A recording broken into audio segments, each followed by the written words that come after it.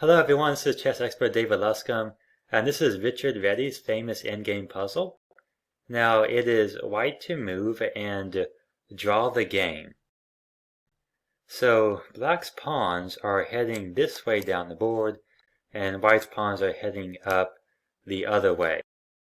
So go ahead and look at this position, pause the video and see what you think that white's best move should be.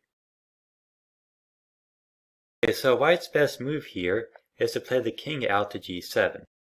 So the king is moving simply one step closer to the h-pawn to try and win it, and at the same time, the king is also moving a little bit closer to the c6 pawn in order to try and help it to queen. So what happens if black just simply pushes his pawn to h4, then the white plays king f6, and once again the king is closer to either pawn. And if the pawn moves out here to h3, then white simply plays king e6 and is able to get his own pawn down the board and turn it into a queen. And then this reaches an equal position where both sides have a queen. Neither side can win.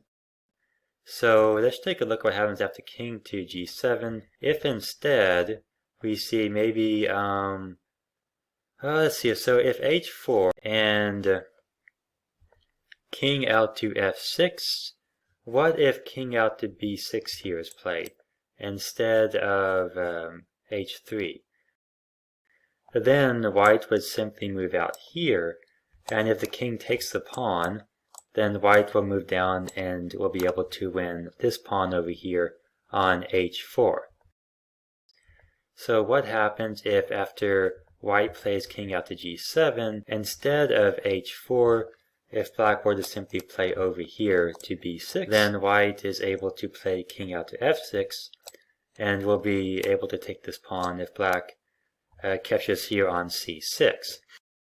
So then if the h-pawn moves out to h4, then white can simply play king out to e5, and the threat is once again to play king f4 and stop this pawn if black were to capture here on c6. So therefore after the pawn moves, then white plays king out to d6. After the black promotes, white is able to promote, and the game is just completely equal. Well, thank you all for watching, and I will see you next time.